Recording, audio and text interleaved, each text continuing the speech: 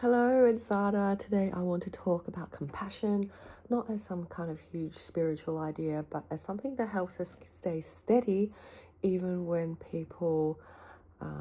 those people that we love most around us, are being human.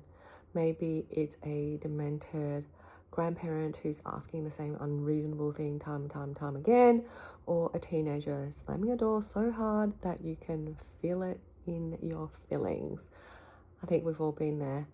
But the interesting part is that compassion isn't just good for relationships, it can also be good for our biology. So let's look at compassion as something that's practical and helpful for both the mind and the body. In Tibetan Buddhism, love and compassion go hand in hand. Love is the wish for others to be happy, and compassion is the wish for others to be free from suffering. So compassion takes that extra sort of action element to it. So one example when rearing toddlers would be when a toddler is having a full-on emotional meltdown. Empathy sounds like, oh no, they're having a meltdown. I'm having a meltdown. I haven't had any sleep. I haven't had my coffee. This is all just too much. That is empathy. Compassion, on the other hand, is, okay, this is a little human with big feelings and a developing brain.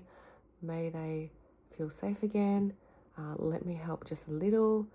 You might crouch down and say to them, I'm here, let's breathe, let's talk, let's hug it out. But there's an action element to the catastrophizing and the noticing of what is bad. In my own life, though, compassion doesn't always make me instantly serene, but it does give me a little bit more space, allows, one more breath, and it helps me from reacting so quickly. Neuroscientists have been showing this. Meditation causes shifts in your body out of the flight or fight system and into sort of rest and recovery mode. The amygdala, which is the alarm center of your brain, it quietens down. The prefrontal cortex, which is in charge of decision making and planning, that switches back on. The vagus nerves activates, which means that breathing steadies.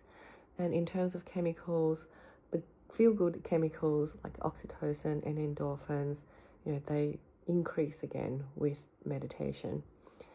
Stress signals also drop.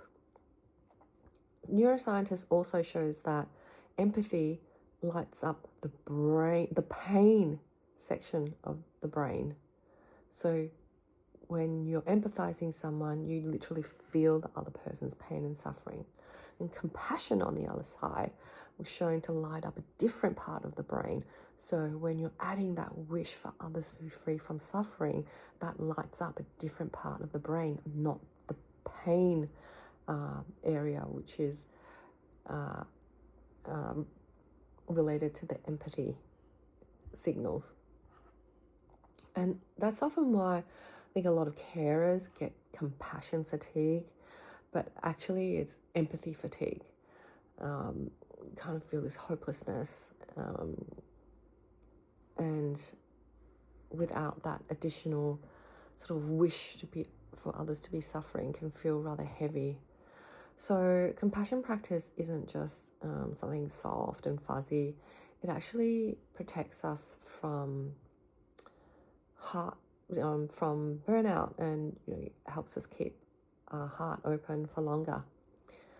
So next time your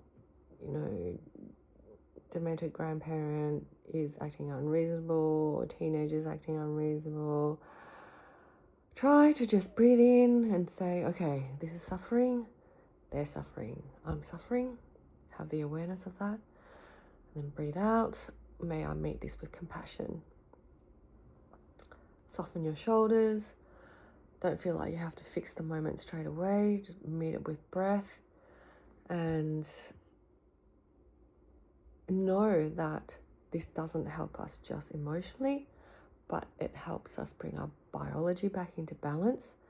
Our stress circuits resettle, prefrontal cortex switches back on so we can make good decisions again, breathing steadies, feel good hormones come back.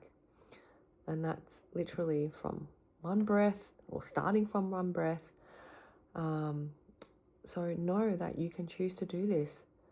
And when you choose to do this, you're not just choosing just to be kinder, but you're choosing to help your brain and your body return back to stability.